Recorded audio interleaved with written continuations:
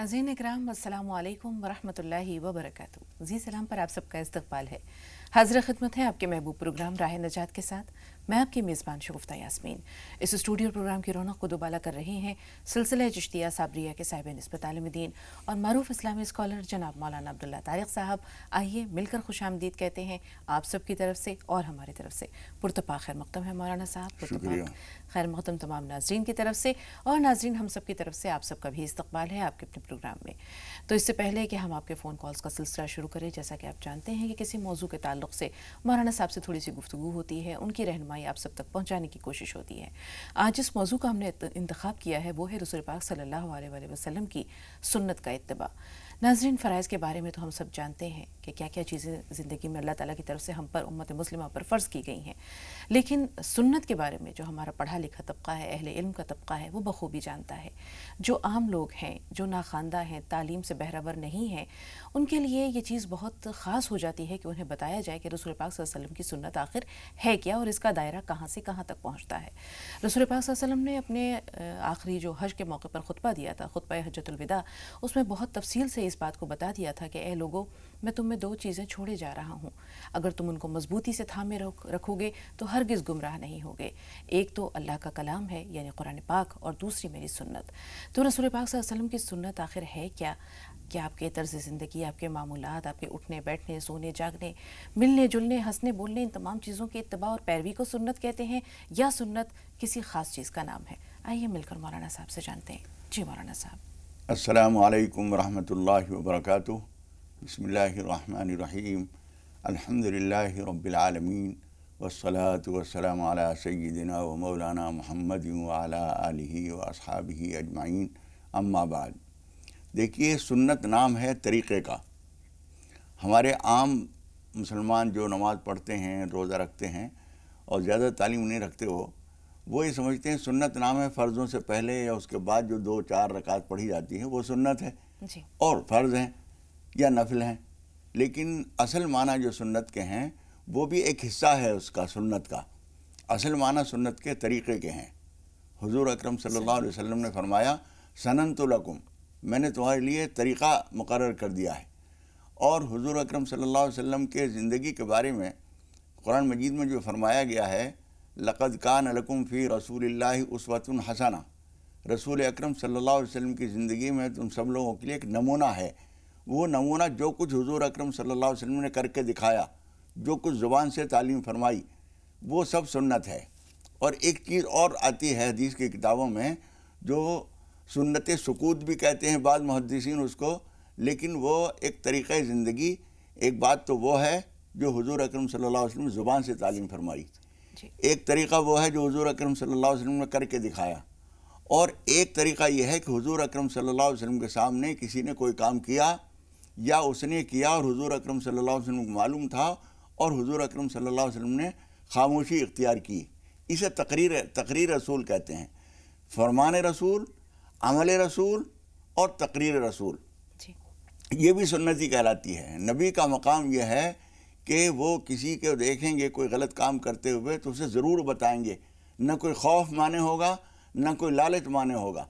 ये नहीं हो सकता है हुज़ूर अकरम सल्लल्लाहु अलैहि वसल्लम ने किसी आदमी को कोई काम करते हुए देखा हो और उसे गलत समझा हो और फिर चुप लगा जाए किसी मसलहत से। ये नबी का मकाम नहीं होता। बिल्कुल मौलाना साहब, हम देखते हैं कि सुन्नत का जो दायरा है बहुत वसी है, यानी कि आपका हर अमल हमारे लिए काबिल तक़लीद है। बहुत सी चीज़ें हम उसको अपनी ज़िंदगी में अपनाते भी हैं, कुछ चीज़ें यानी नादानिस्ता तौर पर हमारे मामूलात में शामिल नहीं होती हैं। ऐसी सूरत में हमारी ज़िंदगी रसूल पाक सल्लल्लाहु अलैहि वसल्लम की ज़िंदगी का आईना बन जाए, अक्स बन जाए, उसके लिए ख्याल रखना कितना ज़रूरी है? देखिए, असल चीज़ यह है कि हर चीज़ को ख्याल रख कर ही आदमी अंजाम दे सकता है। जिस चीज़ का हम ख्याल ही नहीं रखेंगे उसको पूरा भी नहीं करेंगे। हम अगर कहीं किसी काम के लिए जा रहे हैं और हमें ख्याल ही नहीं कहाँ जा रहे हैं तो रुख कौन सा तजवीज़ करेंगे, मशरिक़ जाएंगे या मगरिब जाएंगे। इसलिए हर चीज़ में ये ध्यान रखना कि हुज़ूर अकरम सल्लल्लाहु अलैहि वसल्लम का तरीक़ा इस मामले में क्या है। और वो छोटी छोटी चीज़ें, पानी पी रहा है एक आदमी गिलास उठा के मुंह में और यूँ पी लिया उसने, शुरू में कुछ बोला नहीं, गट गट करके एक गिलास पूरा उतार दिया। प्यास बहुत लग रही थी, सांस लेने की ज़रूरत नहीं समझी उसने, पूरा गिलास पी के आह करके और रख दिया गिलास। हम ये कहेंगे कि किसी ने कई सुन्नतें हुज़ूर अकरम सल्लल्लाहु अलैहि वसल्लम की ख़राब कर दी, ख़त्म कर दी, ایک تو پہلی بات یہ تھی کہ اسے اٹھا کے دیکھنا چاہیے تھا پانی صاف ہے یا نہیں. کبھی کبھی ایسا ہوتا ہے کہ بوتل اٹھائے اور ہم نے پی لی. ابھی کل پرسوں ہمارے ایک ملنے والے تھے, انہوں نے لیٹرین میں گئے, وہاں ایک بوتل میں تیزاب رکھا ہوا تھا, وہ صاف ستھرا پانی سا نظر آ رہا تھا, انہوں نے اس سے استنجا کر لیا. کتنا بڑا حادثہ ہو گیا ذرا سی لاپرواہی کی وجہ سے. حضور اکرم صلی اللہ علیہ وسلم کا طریقہ یہ ہے کہ پہلے تو اٹھائیں گے.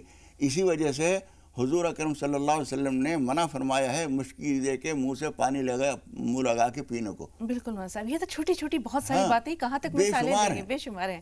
لیکن بنیادی چیز یہ ہے کہ رسول پاک صلی اللہ علیہ وسلم کی سنت کے اتباع کے لیے پہلی جو شرط ہے وہ رسول پاک کی محبت ہے. جب تک ہمارے دل میں رسول پاک کی محبت نہیں ہوگی, جب تک ان کے طرز زندگی پر چلنے کا ہمارے دل کے اندر جذبہ نہیں ہوگا, سنتوں کا اتباع ہم نہیں کر پائیں گے. تو کیسے اس پہلے نقطے کو کس طرح ملحوظ رکھیں؟ دیکھیے, پہلے نقطے کو ملحوظ رکھنے کا ایک طریقہ یہ ہے کہ ایک مقولہ ہے, من احب شیئا اکثر ذکرہ ہو. جو آدمی کسی سے محبت کرتا ہے اس کا ذکر بہت کرتا ہے. صوفیاء کرام نے اس کو پلٹ کر کہا من اکثر ذکر شیئا احبہ. جو کسی کا زیادہ ذکر کرتا ہے اس سے اسے محبت ہو جاتی ہے. اسی لیے وہ کہتے ہیں کہ اللہ کی محبت, رسول کی محبت اگر نہیں ہے تو محبت کو پیدا کرنے کا طریقہ ہے کہ اللہ کا بار بار ذکر کیا جائے, رسول اکرم صلی اللہ علیہ وسلم پر درود بار بار پڑھا جائے. تو اس لیے اس کی حضور اکرم صلی اللہ علیہ وسلم کی محبت ہی اگر نہیں ہے تو ان کے طریقے سے کیا دلچسپی. بے شک جب حضور اکرم صلی اللہ علیہ وسلم سے محبت ہوگی, حضرت انس رضی اللہ تعالیٰ عنہ جو ایک جلیل القدر صحابی ہیں, خادم رسول ہیں, بہت بچپن سے اور حضور اکرم صلی اللہ علیہ وسلم کے آخر وقت تک آپ کی خدمت میں رہے, وہ کہتے ہیں کہ میں نے حضور اکرم صلی اللہ علیہ وسلم کے ساتھ ایک مرتبہ کھانا کھایا تو میں نے دیکھا کہ کھانے میں کچھ کدو کے قتلے تھے. گوشت اور کدو بہت شوق سے کھاتے ہیں لوگ. رسول پاک کی محبوب سبزی. حضور اکرم صلی اللہ علیہ وسلم کو یہ بہت پسند تھا, طبی لحاظ سے بھی بہت مفید ہے. تو حضرت انس فرماتے ہیں کہ میں نے دیکھا حضور اکرم صلی اللہ علیہ وسلم پلیٹ میں سے تلاش کر کر کے کدو کے قطرے اٹھا کے کھا رہے تھے. بس وہ دن ہے, آج کا دن ہے, مجھے کدو پسند ہو گیا. سبحان اللہ. اس کا مطلب یہ ہوا کہ محبت ہے تو آپ کی ہر چیز سے محبت ہے. ایک صاحب آئے, انہوں نے دیکھا کہ حضور اکرم صلی اللہ علیہ وسلم, گرمی کا موسم ہے, گریبان کھلا ہوا ہے, کوئی بھی بٹن لگا ہوا نہیں ہے. بس اس کے بعد سے انہوں نے کوئی بٹن نہیں لگایا. سبحان اللہ. مولانا صاحب, اسی کو کسی شاعر نے کہا ہے کہ ایمان جس کو کہتے ہیں حب رسول ہے, اگر یہ نہیں تو ساری عبادت فضول ہے. تو رسول پاک کی محبت سب سے پہلے جو ہے وہ دل میں ہونی چاہیے. پھر یقینی طور پر انشاءاللہ ہم تلاش کریں گے کہ کس طریقے میں یا کس عمل میں رسول پاک صلی اللہ علیہ وسلم کی پیروی کس طرح کی جائے. محبت تجھ کو آداب محبت خود سکھا دے گی. تمہیں کیا کرنا ہے, حضور اکرم صلی اللہ علیہ وسلم کی محبت حاصل ہو جائے, سب کچھ حاصل ہو گیا. ایک مرتبہ حضور اکرم صلی اللہ علیہ وسلم نے یہ بات فرمائی کہ قیامت میں ہر آدمی اس کے ساتھ اٹھے گا جس سے اسے محبت ہے. بس صحابہ کرام کہتے ہیں کہ ہمیں کسی بات سے اتنی خوشی نہیں ہوئی جتنی حضور اکرم صلی اللہ علیہ وسلم کی اس بات سے ہوئی. اس لیے کہ اتنا ضرور ہمیں معلوم ہے ہماری نماز قابل قبول ہے یا نہیں معلوم نہیں, ہمارے روزے قابل قبول ہیں یا نہیں معلوم نہیں, ہماری تلاوت قابل قبول ہے معلوم نہیں, لیکن اتنا طے ہے کہ حضور اکرم صلی اللہ علیہ وسلم سے ہمیں محبت ہے. جب حضور سے محبت ہے اور جو آدمی حضور سے محبت کرتا ہے حضور کے ساتھ اٹھے گا, بس مسئلہ حل ہو گیا. یہاں ایک سوال آ رہا ہے ذہن میں مولانا صاحب کہ رسول پاک صلی اللہ علیہ وسلم کی محبت تک پہنچنے کے لیے جو پہلا زینہ ہے, کیا وہ اللہ کی محبت ہے؟ دیکھیے, کبھی اللہ کی محبت سے رسول کی محبت پیدا ہوتی ہے, کبھی رسول کی محبت سے اللہ کی محبت پیدا ہوتی ہے. بعض صحابہ کرام جب آئے اور حضور اکرم صلی اللہ علیہ وسلم کا خلق عظیم, آپ کی پیاری عادتیں انہوں نے دیکھی, وہ فریفتہ ہو گئے حضور اکرم صلی اللہ علیہ وسلم پر, پھر اس کے ساتھ اللہ کو ہی ماننے لگے. تو کبھی ایسا ہوتا ہے کہ اللہ کے احسانات ہم یاد کر رہے ہیں, ہماری غلطیاں, ہمارے گناہ, خدا پاک کی ستاری, ہماری کوتاہیاں, خدا پاک کا کسی کو اس کا پتہ نہ ہونے دینا, ہمارے جرائم اور نہ پھنسنے دینا, اس بات کی احسان مندی میں اللہ سے محبت ہو جاتی ہے کہ تو بھی کتنا بڑا کریم ہے, میں کتنے جرائم کر رہا ہوں, کتنی بدماشیاں کرتا پھر رہا ہوں, کسی کو پتہ ہی نہیں چل رہا. اس بات سے احسان مند ہو کہ وہ گناہ چھوڑ دیتا ہے. بالکل. اور اس کے بعد حضور سے بھی محبت ہو جاتی ہے. تو رسول پاک صلی اللہ علیہ وسلم سے محبت کا جو تقاضا ہے, بہت ساری باتیں اس میں شامل ہوتی ہیں. اگر ہم شروعات کریں رسول پاک صلی اللہ علیہ وسلم کی سنتوں کی, بہت سی چیزیں ہماری زندگی میں الحمدللہ شامل ہیں, لیکن سراپا جو رسول پاک کی زندگی میں ڈھل جانے کا نام ہے, اس کا آغاز کہاں سے کریں؟ اپنی ذات سے کریں, اپنے گھر سے کریں, اپنے بچوں سے کریں, چھوٹی چھوٹی تعلیمات سے کریں, اور کس طرح ان کے ذہنوں کو اس چیز کے لیے تیار کریں کہ وہ ہر عمل میں رسول پاک کی زندگی کو نمونہ بنائیں. دوہرا ثواب ہے, ایک تو رسول پاک کی سنت کا اتباع ہے, دوسرے ہر عمل جو ہے وہ باعث ثواب ہو جائے گا. دیکھیے, سب سے پہلی چیز تو یہ ہے کہ ہم خود اپنی زندگی کو حضور اکرم صلی اللہ علیہ وسلم کے طرز زندگی میں ڈھالیں, اس لیے کہ ہمارے بچے ہمیں دیکھ دیکھ کر سب کچھ سیکھتے ہیں. بے شک. مادری زبان جو ہوتی ہے وہ مادری کیوں کہتے ہیں؟ بچے کا سب سے زیادہ قریبی تعلق ماں سے ہوتا ہے. ماں اس کو گلاس کہہ رہی تو اس نے سمجھ لیا ایک گلاس ہے، وہ پانی کہہ رہی ہے اس کو تو اس نے کہا پانی ہے. اس طرح سے ایک ایک چیز ماں سے سیکھتے ہیں وہ، پھر باپ سے بھی سیکھتے ہیں. اگر ماں اور باپ دونوں اپنے آپ کو حضور اکرم صلی اللہ علیہ وسلم کے طرز زندگی میں ڈھال لیتے ہیں، وہ پانی پی رہے ہیں تو دائیں ہاتھ سے پی رہے ہیں. بچے نے کبھی بائیں ہاتھ سے کچھ کھایا، کبھی دائیں ہاتھ سے کھایا، چھوٹے بچے یہ سب کرتے ہیں. انہوں نے کہا نہیں بیٹے اس ہاتھ سے کھاتے ہیں، اس ہاتھ سے نہیں کھاتے. اچھا، اب آپ کو ہی معلوم نہیں ہے کون سے ہاتھ سے کھانا پینا ہے، یا معلوم ہے لیکن کوئی اہمیت نہیں، بچہ اس ہاتھ سے کھاتا رہا، آپ نے دھیان ہی نہیں دیا. آخر یہ ہوا کہ وہ مستقل یہی عادت ہو گئی اس کی. اس کا مطلب یہ ہوا کہ آپ کو یا تو یہ بات معلوم نہیں تھی، یا یہ کہ یہ احساس نہیں تھا کہ میری ذمہ داری اس کو سمجھانے کی بھی ہے. حضور اکرم صلی اللہ علیہ وسلم کھانا کھا رہے تھے اور بھی کچھ لوگ بیٹھے ہوئے تھے. ایک بچہ آیا اور اس نے فوراً ہاتھ بڑھا دیا کھانے کی طرف. عربوں کا طریقہ اکٹھے بیٹھ کے کھانے کا تھا. حضور اکرم صلی اللہ علیہ وسلم نے ہاتھ روکا اور آپ نے فرمایا، وہ کھانا جب شروع کیا اس وقت بھی کبھی کوئی چیز یہاں سے اٹھا رہا ہے، کوئی وہاں سے اٹھا رہا ہے. حضور اکرم صلی اللہ علیہ وسلم نے فرمایا سم اللہ کل بیمینک مما یلیک، اللہ کا نام لو، دانے ہاتھ سے کھاؤ اور اپنے سامنے سے کھاؤ. بالکل مولانا صاحب، یہ تو ایسی بے شمار واقعات اور بے شمار جو ہے مثالیں ہمارے سامنے ہیں زندگی میں، یہ آپ کے ذریعے ماشاءاللہ ناظرین تک پہنچتی ہیں. رسول پاک صلی اللہ علیہ وسلم کے بارے میں خود ان کا قول ملتا ہے کہ بعثت لأتمم مکارم الاخلاق. تو یہ جو لفظ ہے مکارم الاخلاق، اس سے مراد کیا ہے مولانا صاحب؟ دیکھیے، یہ جو حدیث ہے بعثت لأتمم مکارم الاخلاق، میں اس کام کے لیے بھیجا گیا ہوں کہ اچھے اخلاق کی تکمیل کروں. یہ تکمیل کا لفظ خود بتا رہا ہے کہ اچھے اخلاق انبیاء کرام کی تعلیمات کے زیر اثر پہلے سے بھی تھے. دنیا میں انسانی ہمدردی بھی تھی، کھانا پینے کی کچھ آداب بھی تھے، بہت سارے طور و طریق حضرت آدم علیہ السلام سے لے کر حضرت عیسیٰ علیہ السلام تک جتنے انبیاء کرام آئے اور دنیا بھر میں آئے، وہ ان کی بھی تعلیمات تھیں، لیکن وہ نامکمل رہ گئی تھیں. یعنی بھول گئے تھے لوگ، انہوں نے فراموش کر دیا تھا.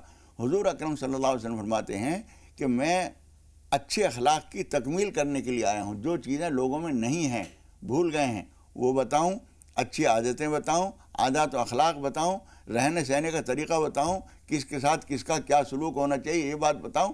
یہ تکمیل کرنے کے لیے میں پیدا آیا ہوں. بالکل مولانا صاحب، ہم دیکھتے ہیں کہ رسول پاک صلی اللہ علیہ وسلم کا انتخاب بھی اللہ تعالیٰ نے ایک ایسی جگہ کیا جو کہ ہم کہہ سکتے ہیں کہ بدوی زندگی تھی، سیدھے سادے سچے کھرے لوگ تھے، کچھ عادات خصائل ان کے خراب بھی تھے، لیکن قول و فعل کی جو ہے پابندی، ایفاء عہد ہے، بہت ساری ان میں خوبیاں بھی تھیں، شجاعت تھی، بہادری تھی، مہمان نوازی تھی، حلم و بردباری تھی، یہ تمام چیزیں ان کے اندر موجود تھیں. رسول پاک صلی اللہ علیہ وسلم نے اس جوہر کو اور نکھارا. نتیجے میں ہم دیکھتے ہیں کہ جو صحابہ کی ایک پوری جماعت تیار ہوتی ہے وہ بھی رسول پاک صلی اللہ علیہ وسلم کے اخلاق سے متصف تھی.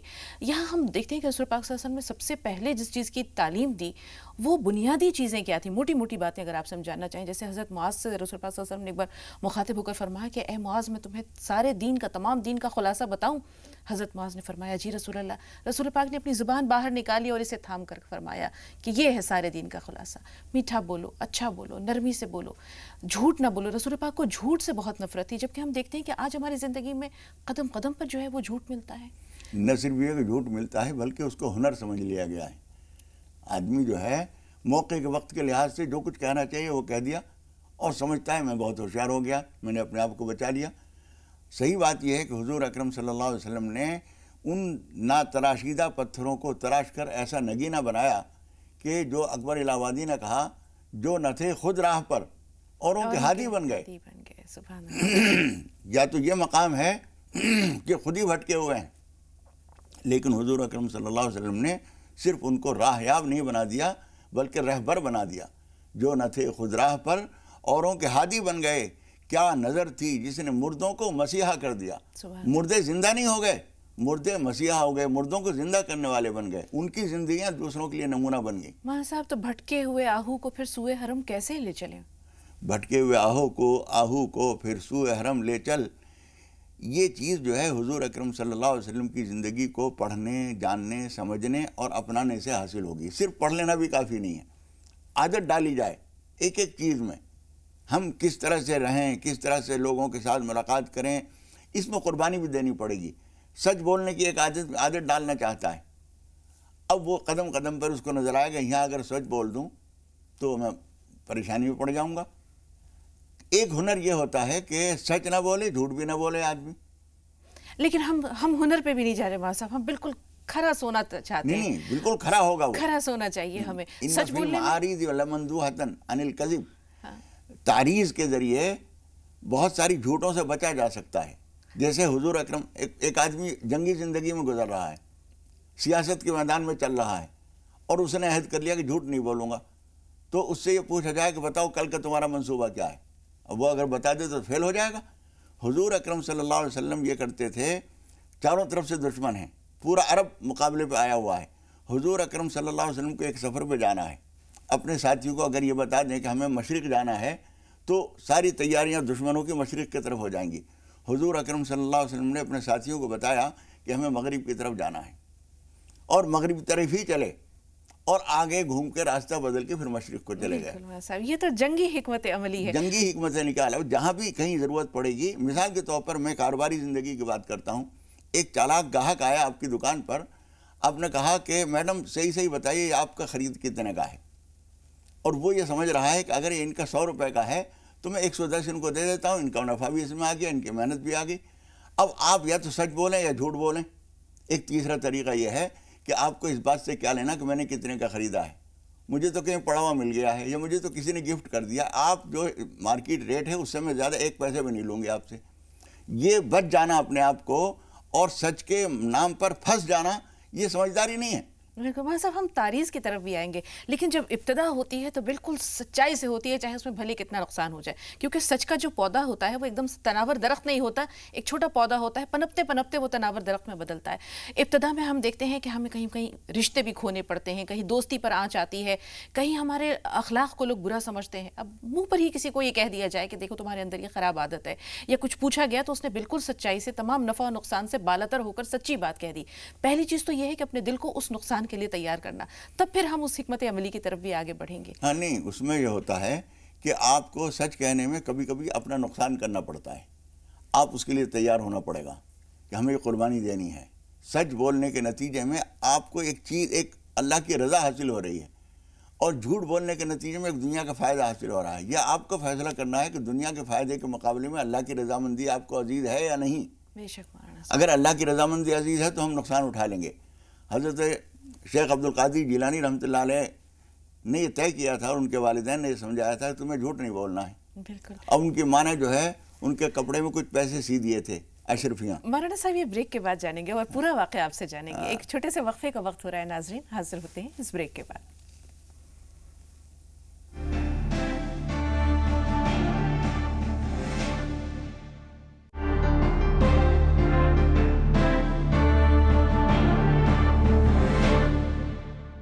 ناظرین وقفے کے بعد ایک بار پھر آپ سب کا استقبال ہے. رئیسہ صاحبہ فون پر موجود ہیں.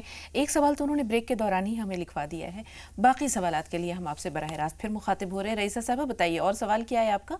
اور یہ سوال ہے, 2 خواب بازی 2 بتا دو, تھوڑے پریشانی کا. ایک تو سپنے میں چوری کرنا, جوا کھیلنا, یہ کیسا ہے؟ اچھا جی. دوسرا ایک مطلب مردے کی بید بھی بار بار میں مردہ لے کے جا رہے ہیں تو گر رہا ہے, اور کوئی پاس میں نہیں آ رہا ہے. یہ ایک تھوڑی بید بھی دکھی مردے جنازے کی. یہ 2 سوال بتا دو جی. اس کے علاوہ بھی کوئی سوال ہے؟ ٹھیک ہے, آپ کے سوالات ہم نے نوٹ کر لیے. کالر اور ہمارے ساتھ ہیں, اپنا نام بتائیے. ہلو السلام علیکم. وعلیکم السلام. جی بہن اپنا نام بتائیے. میرا نام رخسانہ ہے. جی رخسانہ صاحبہ, سوال کیا ہے؟ مولانا صاحب سے جاننا چاہتے ہیں, یہ دیوبندی اور رحلی کا مطلب جو کہتے ہیں لوگ کہ ہم مانتے نہیں ہیں پیغمبر کو پورے مہینے کو, اور یہ صرف نہیں جانتے. ٹھیک ہے بہن, ٹھیک ہے. رئیسہ صاحبہ کا جو پہلا سوال ہے مولانا صاحب وہ بہت اہم ہے. جیسے انہوں نے کہا تھا کہ وہ لاٹری کا جو ہے وہ کام چلاتی تھیں, اور لوگوں کے یہاں ان کے بہت سارے پیسے, کسی 20-25 لاکھ جیسے کہہ رہی ہیں کہ پھنس گئے ہیں, تو کیسے ریکوری؟ دیکھیے اس طرح کی چیزوں میں یہ ہوتا ہے کہ جس آدمی کا پہلے نکل آیا اور وہ لے کے اپنا بیٹھ گیا, وہ سمجھتا ہے میرا تو کام ہو گیا.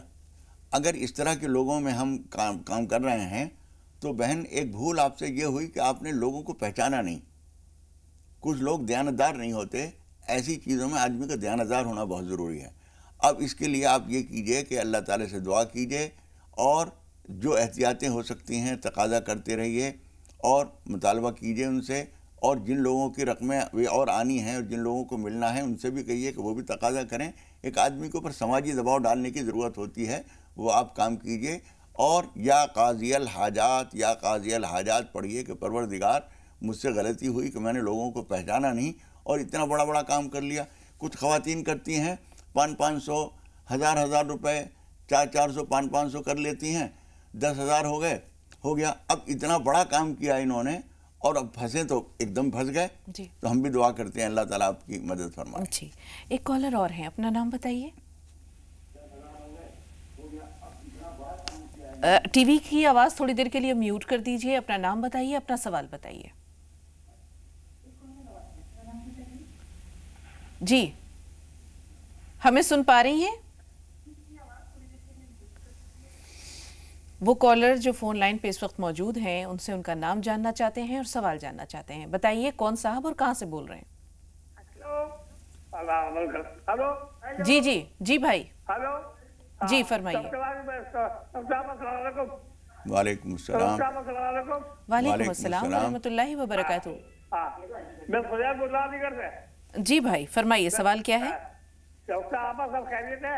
الحمدللہ بھائی الحمدللہ, ہر حال میں اللہ کا لاکھ شکر ہے. فرمائیے. آپ مولانا صاحب کو میرا سلام کہہ دیجیے. جی آپ کا سلام. وعلیکم السلام.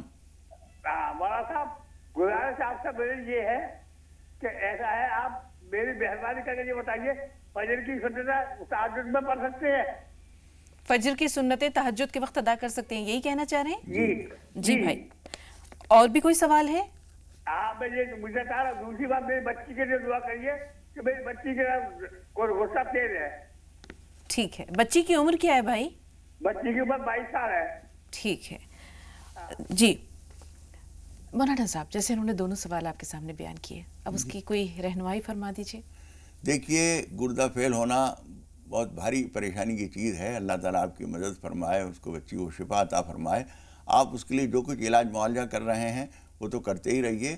اس کے علاوہ اس کو روزانہ فجر کی نماز کے بعد تقریباً 1 مہینے تک آپ یہ عمل کیجئے کہ سورہ فاتحہ, آیت الکرسی, سورہ فلق, سورہ ناس 7 مرتبہ پڑھ کر ایک بوتل بنا لیجیے, اس میں دم کر کے وہ پانی پلایا کیجئے. ان کو روزانہ اتنی مرتبہ پڑھیے اور پلاتے رہیے, پانی بڑھاتے رہیے. کم سے کم 1 مہینے یہ کام جاری رکھیے. مجھے امید ہے انشاءاللہ تعالی اللہ کا فضل ہوگا. دوسری چیز یہ ہے کہ انا آتینا کل کوثر, یہ 129 مرتبہ پڑھ کر روزانہ اس پانی کے اوپر یہ بھی دم کر دیا کریں. یہ کام مسلسل کیجئے. مجھے اللہ کی ذات سے امید ہے 1 مہینے کے اندر آپ جو کچھ دوا دارو کر رہے ہیں وہ بھی انشاءاللہ مفید ہوگی اور یہ چیز انشاءاللہ تعالی پریشانی دور ہو جائے گی. جی ایک پہلے سوال کے لیے بھائی ہم کہیں گے تھوڑا سا انتظار. ایک کالر اور ہمارے ساتھ ہیں, اپنا نام بتائیے اور سوال بتائیے. ہیلو جی بہن رابعہ صاحبہ, سوال کیا ہے آپ کا؟ وعلیکم السلام. ہاں جی میم, میں نا ایک تو میرے بیٹی کا نام مہنور رکھا ہے, ہاں اس کا پوچھنا چاہتی ہوں کہ وہ صحیح ہے, اور ایک علیزہ ہے. جی اور میرا یہ ہے کہ نا مجھے جو معلوم ہوتا ہے کہ کوئی بات ہو جاتی ہے تو اس کا کوئی حل تو ہے نہیں, کوئی بھی ٹینشن ہے بس وہ دماغ میں گھومتی رہتے. اس کے لیے کوئی دعا ہو یا تصویر ہو جس سے میں ریلیکس فیل کر سکوں. ٹھیک ہے جی مولانا صاحب, پہلے تو ماہنور اور علیزہ ان کا مطلب وہ جاننا چاہ رہی ہیں, یا یہ نام دونوں ٹھیک ہیں؟ دیکھیے ماہ نور کا مطلب تو یہ ہوا نور کا چاند, تو یہ کوئی حرج نہیں ہے, یہ نام رکھا جا سکتا ہے. باقی علیزہ جو ہے یہ ہم نہیں کہہ سکتے کہ کس زبان کا لفظ ہے کیا ہے. اور یہ جو پریشانی انہوں نے بتائی ہے, کوئی چیز ٹینشن رہتا ہے, اس کے لیے آپ جب کبھی اس طرح کی بات ہو لا حول ولا قوت الا باللہ العلی العظیم 4-6 مرتبہ پڑھ لیا کیجئے, اعوذ باللہ من الشیطان الرجیم پڑھ لیا کیجئے, اور کسی ذکر میں لگ جائے کیجئے. دماغ جو ہے وہ ایک خالی برتن کی طرح, بوتل کی طرح ہے. بوتل میں آپ پانی بھر دیں گے تو ہوا کا رستہ نہیں ہے, تیل بھر دیں گی تو ہوا نہیں آئے گی, اور جب کچھ نہیں ہوگا تو ہوا گھس جائے گی.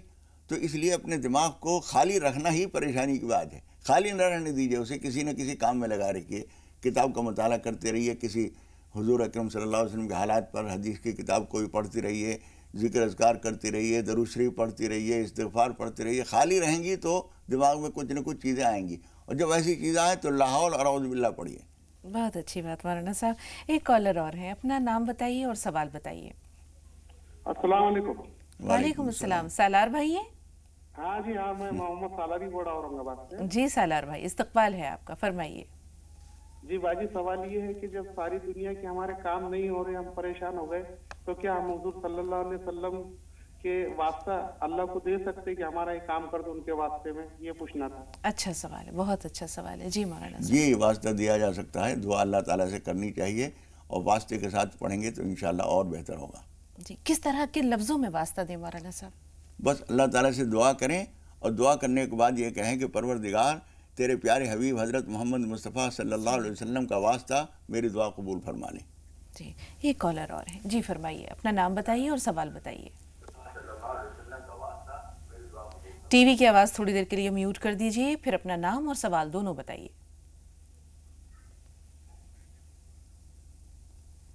ہلو جی بہن فرمائیے. جی میرے رشتے کے بارے میں بات کرنا چاہتی ہوں. میرا نام بصیرہ. جی میری منگنی ٹوٹ کر 2 سال ہوتے رہی. ہاں وہ لڑکے کی بھی شادی ہو چکی ہے, مجھے کچھ دعا بتا دیجیے. آپ کی منگنی ٹوٹ گئی؟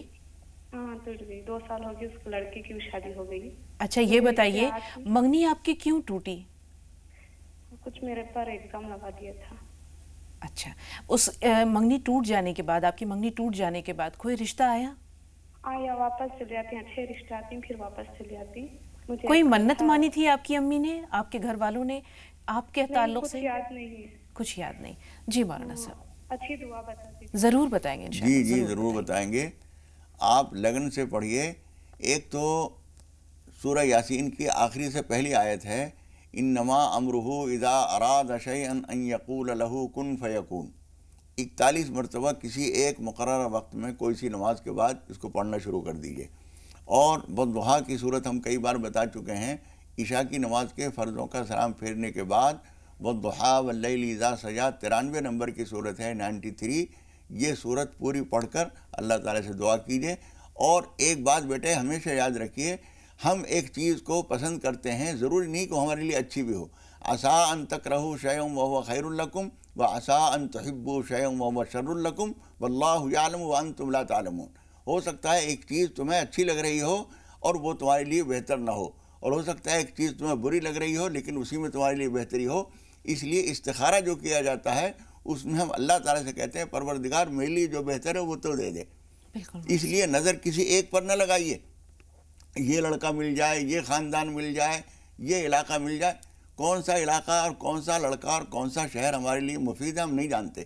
اللہ تعالیٰ کے حوالے کر کے اس سے دعا کیجیے. بالکل مولانا صاحب. ایک کالر اور ہمارے ساتھ ہیں, لیکن موقع ملا تو سورہ یاسین کی جس آیت کا آپ نے ابھی حوالہ دیا اس کا ایک بار دہرانا اعادہ ضرور چاہیں گے. وہ کالر جو فون لائن پر اس وقت ہمارے ساتھ ہیں, اپنا نام بتائیے اور سوال بتائیے. جی میرا نام افروز بیگم ہے. جی افروز صاحبہ سوال بتائیے. جی میرا سوال یہ ہے کہ جی میرے گھر میں بہت پریشانی ہے, میرا سب کچھ برباد ہو چکا ہے, اور میرے گھر میں خیر و برکت بالکل بھی نہیں ہے, اور میرے بچوں کی جاب لگ جاتی ہے اور چھوٹ جاتی ہے, اور میری بیٹی مطلب کانپور میں تیاری کر رہی ہے تو اس کا نمبر بھی نہیں آ پا رہا ہے, 4 سال ہو گئی ہیں اس کو. افروز صاحب ایک چھوٹا سا سوال ہے, گھر کے تمام لوگ سب سے جو بنیادی فریضہ ہے ہم پر اللہ تعالیٰ کی طرف سے وہ نماز ہے, کیا نماز کی پابندی کر پاتے ہیں آپ خود اور آپ کے بچے؟ جی بچے نماز کی تو پابندی نہیں کر پاتے ہیں. بس پھر یہاں ہمیں اس کے علاوہ آپ سے کچھ جاننے کی ضرورت نہیں, باقی باتیں انشاءاللہ مولانا صاحب بتائیں گے ایک چھوٹے سے بریک کے بعد.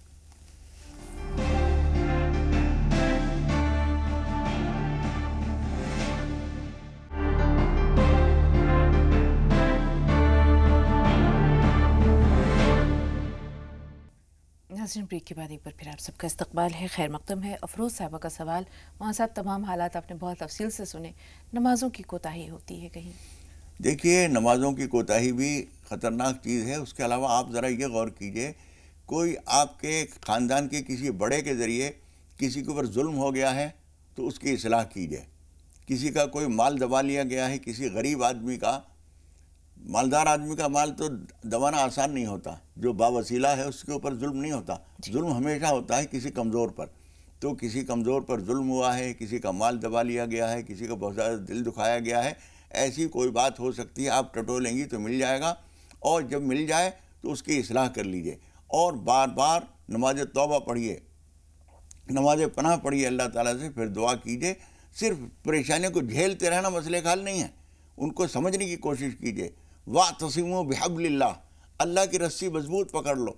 अल्लाह की रस्सी यही है कि गलतियों के रास्ते से हटकर सही रास्ते पर हम आ जाएं। इसके लिए ये चंद काम आप कीजिए। मुझे उम्मीद है कि अल्लाह ताला या तो आपको ख्वाब में कोई इशारा दे देगा, वरना आपको खुद याद आ जाएगा कि हमसे ये गलती हो रही है, और फिर सारे हालात रफ्ता रफ्ता सुधरते चले जाएंगे इंशाअल्लाह। मौलाना साहब, दो सवाल और बहुत अहम है। एक तो भाई का सवाल है कि फजर की जो सुन्नतें हैं वो तहज्जुद के वक्त में हम अदा कर सकते हैं? देखिए, आप खुद बोल रहे हैं फजर की सुन्नतें हैं, तो फजर की सुन्नतें तो फजर के वक्त होंगी।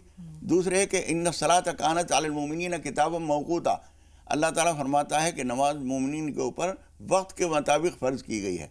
तो फजर की सुन्नतें फजर में ही पढ़िए। तहज्जुद में आप दूसरी चीज़ें पढ़ते रहिए।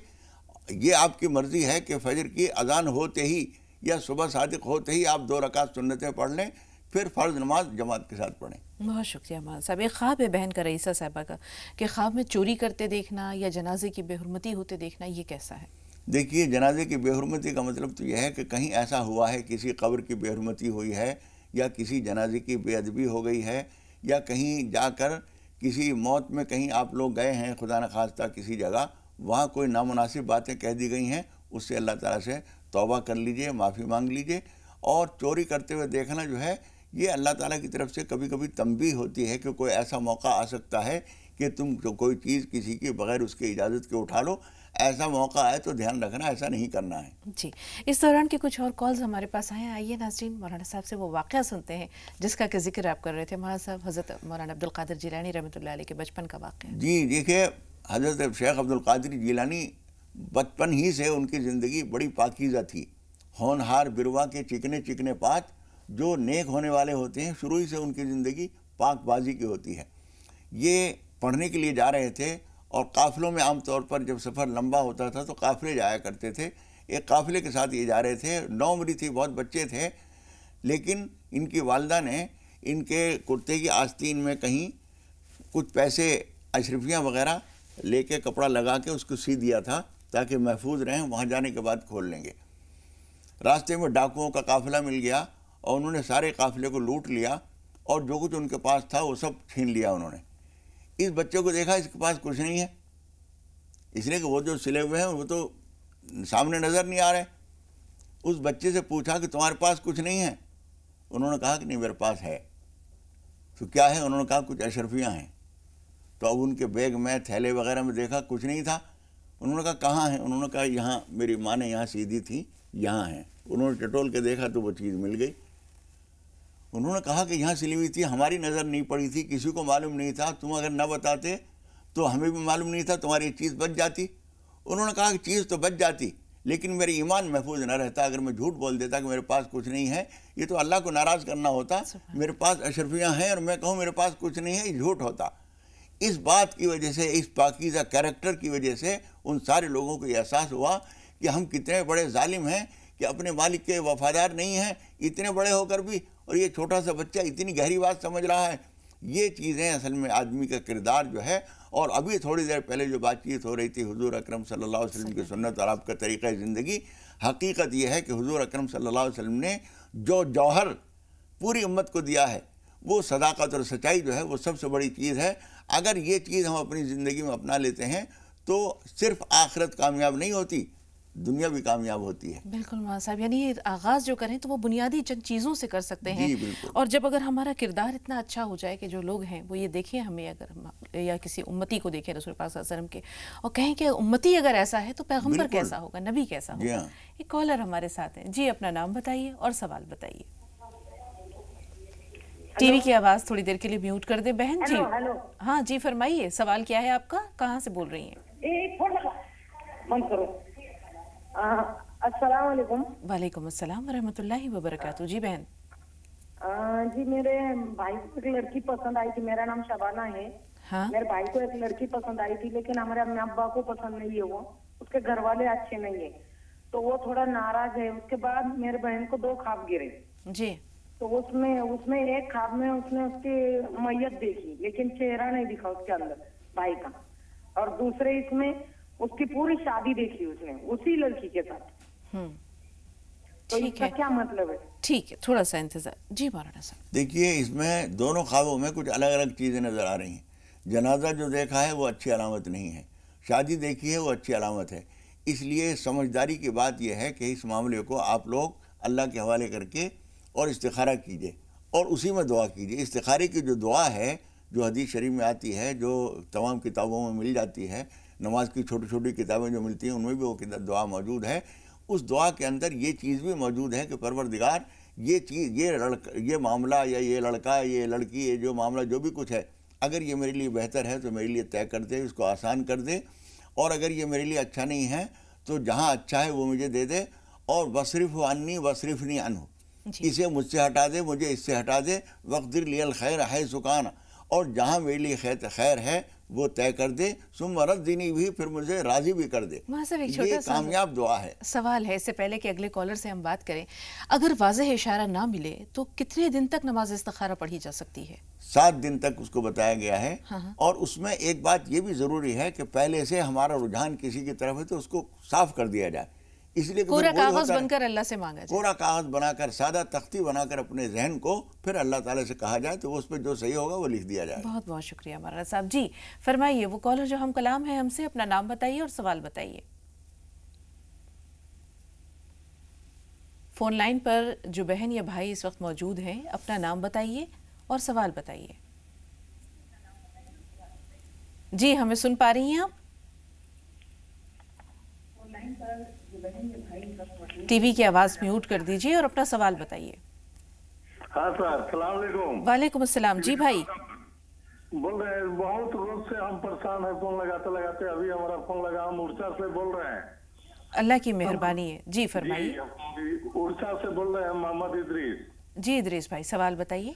हाँ बहन, यही बात है कि हम बहुत परेशान हैं और हमारा जो है लड़का एक बड़ा वाला लड़का से लेकर भी बहुत हम परेशानी में है।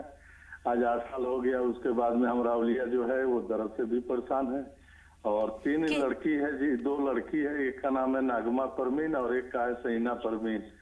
और बड़ा लड़का का नाम है बहन मोहम्मद अली इमाम, और दूसरा लड़का का नाम है मोहम्मद अजीमुल हक, और तीसरा छोटा वाला लड़का का है मोहम्मद जाहिर हुसैन।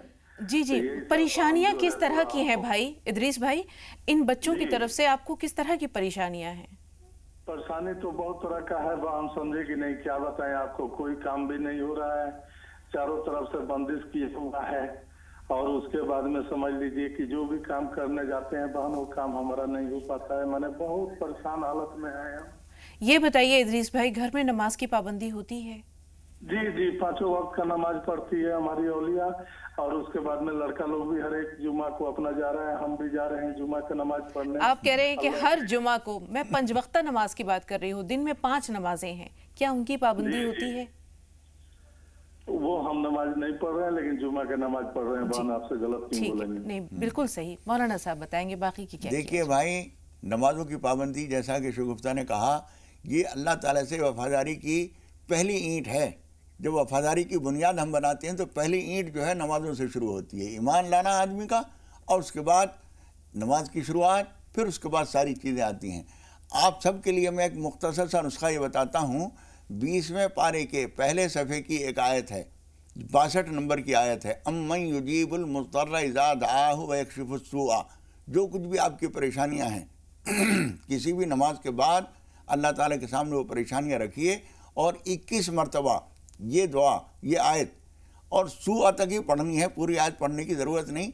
अम्मन युजीबुल मुज़्तर्रा इज़ा दआहु व यक्शिफुस सूअ, यहाँ तक 21 मरतबा पढ़कर अल्लाह ताला के सामने रखिए कि परवरदिगार, ये परेशानियाँ हैं, तू कादिर मुतलक है, मेरी परेशानियाँ अपने करम से दूर फरमा दे। और पुरुम्मीद रहकर बार बार ये दुआ कीजिए, मुझे उम्मीद है परेशानियाँ शुरू हो जाएंगी, दूर होना शुरू हो जाएंगी, हालात सुधर जाएंगे इंशाअल्लाह। तो यहाँ मौलाना साहब आपका शुक्रिया अदा करना चाहेंगे तमाम नाजरीन की तरफ से और अपनी तरफ से, स्टूडियो में तशरीफ़ आवरी के लिए और तमाम नाजरीन की रहनुमाई के लिए। यहाँ से हमारी और आपकी मुलाकात का सिलसिला यहीं तक है। आगे एक छोटे सा वक्फा दरकार है। ब्रेक के बाद अतहर सईद साहब होंगे और उनके साथ हम कलाम होंगे मारूफ फिजिशियन जनाब डॉक्टर मोहम्मद असलम खान साहब। तो आप देखते रहें राह नजात, देखते रहें जी सलाम। हम आपसे इजाज़त लेते हैं।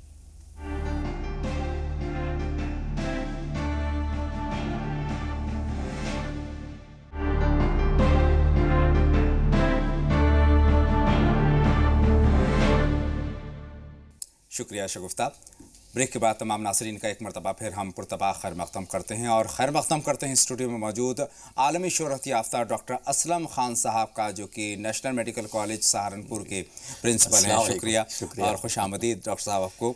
नाज़रीन, प्रोग्राम के इस हिस्से में, राह नजात के इस हिस्से में हम बात करते हैं सेहत की, और सेहत के ताल्लुक़ से नेशनल मेडिकल कॉलेज का नाम बहुत बड़ा है। यहाँ पर मुख्तलिफ़ कोर्सेज़ कराए जाते हैं, शॉर्ट टर्म कोर्सेज़ होते हैं, और बहुत ही कहा जाए कि तमाम तर सहूलियात वहाँ पर मुहैया हैं। इन पर बहुत तफसीली बात करेंगे। सबसे पहले हम बात ये करेंगे डॉक्टर साहब से, कुछ कोर्सेज़ के ताल्लुक़ से हमने पिछले शुमारों में बात की है, कुछ और अहम कोर्सेज़ के बारे में रहनुमाई फरमाएँ कि कौन कौन से कोर्सेज़ वहाँ पर मुहैया हैं।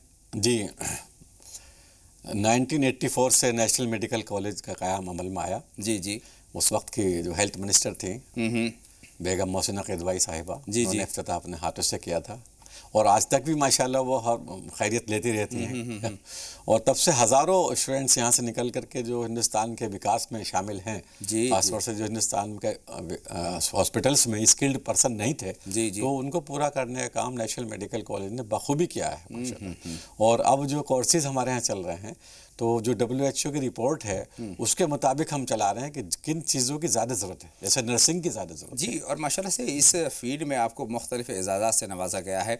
अभी हाल फ़िलहाल में उत्तर प्रदेश हुकूमत ने, और साथ ही उत्तराखंड हुकूमत ने, और मैं तो कहता हूँ कि जो सेंट्रल गवर्नमेंट है उसके 4 वज़ीर ने आपको एजाज़ से नवाजा है। थोड़ी सी इस पर बात, और उसके बाद हम कोर्सेज़ की बात को जारी रखेंगे। जी बिल्कुल सही कहा आपने कि यूपी के मुख्यमंत्री जनाब आदित्यनाथ योगी साहब ने लखनऊ बुला करके एजाज़ दिया, और ख़ास तौर से वो भी ZTV के जो उत्तर प्रदेश के कहना चाहिए इफ्तिताह के मौके पर, तो मुझे और भी ज़्यादा खुशी हुई। और वहाँ पर हमारे ZTV के श्री सुभाष चंद्रा जी हैं, उन्होंने जी सलाम का जिक्र किया मुख्यमंत्री जी के सामने, और वहाँ पर एजाज़ दिया गया। इसके लिए मैं उनका और आप लोगों का भी शुक्रगुजार हूँ।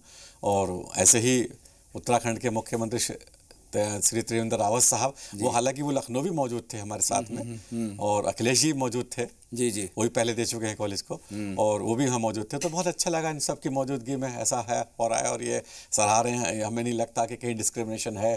क्या एहसास होता है आपको अवार्ड्स के बाद?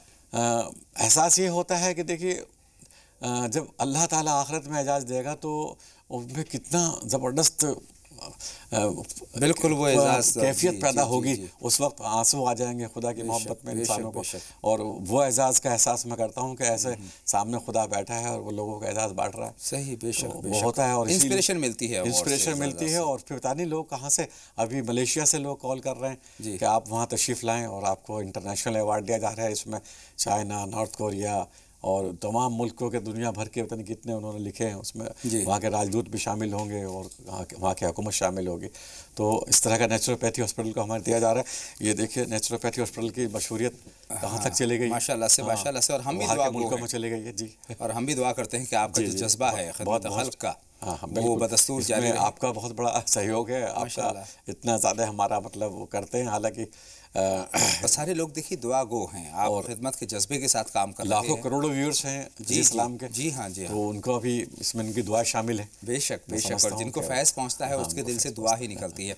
लौटकर हम कोर्सेज़ की बात करते हैं। आप कुछ और अहम कोर्सेज़ के बारे में जी। और अहम कोर्सेज़ ये हैं कि जो लोग PG करना चाहें, हिंदुस्तान में तो PG को MD कहते हैं जी, लेकिन जो यूरोप में करना चाहें, इंग्लैंड में करना चाहें, तो नेशनल मेडिकल कॉलेज उसके लिए भी ऑथराइज्ड है। जो MBBS करें या MBBS के बाद में जैसे MD गायनिक है उसे हम FRCS कहते हैं, FRCP कहते हैं। तो फेलोशिप इन गायनिक है, फेलोशिप इन हार्ट है, फेलोशिप इन कार्डियोलॉजी है, फेलोशिप डिफरेंट चीज़ों में अगर वो करना चाहें तो रब्ता कर सकते हैं। तो किस तरीके से आप भेजते हैं? तो वो हम उनके डॉक्यूमेंट्स पहले वहाँ यूनिवर्सिटी को भेजते हैं, उन्होंने कहाँ से MBBS किया है, कितने % मार्क्स हैं, और वो किस चीज़ में चाहते हैं PG करना, पोस्ट ग्रेजुएशन करना, तो वो हम भेजते हैं। तो अगर वहाँ पर सीट खाली होती है और वो देखते हैं कि ये सहल है इसके एजुकेशन, तो वो बुला लेते हैं। यानी उन यूनिवर्सिटी से आपका कोलैबोरेशन है? जी हाँ, उनसे है। और माशाल्लाह एक और फ़ायदा है, सपोज यहाँ से करके गए तो उनको वहाँ पर जॉब भी मिल जाता है साथ साथ, जो वो खर्च करते हैं यहाँ से जाने के लिए या रहते हैं वहाँ पर, तो वो इस बीच में जॉब करते रहते हैं, चूँकि ऑलरेडी वो क्वालिफाइड होते हैं, तो वहाँ पर जॉब से अपना खर्च चलाते रहते हैं। कई मैं भी इस तरह से हम अप्रोच किया कि हम दोनों जाना चाहते हैं, यहाँ पर इंग्लैंड भेज दीजिएगा। बहुत अच्छा मौका है और बहुत आसानी के साथ आप उससे जा सकते हैं।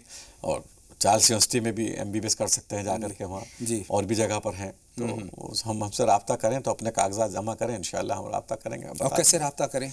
रब्ते के लिए अपने हमारे वो पर्सनल मिल लें तो बहुत अच्छी बात है। तो चूँकि कुछ चीज़ें फिजिकली हम देख लेते हैं उनकी क्या ख्वाहिशात है, क्या वो चाहते हैं, और नहीं तो अपनी वो ईमेल कर दें, ईमेल पे अपने डॉक्यूमेंट्स भेज दें। और हमारी आप देख ही सकते हैं, बिल्कुल ईमेल देख सकते हैं, वेबसाइट देख सकते हैं, और साथ ही साथ देख सकते हैं मोबाइल नंबर भी वहाँ पर फ्लैश किया जा रहा है, उस पर भी आप रब्ता कायम कर सकते हैं।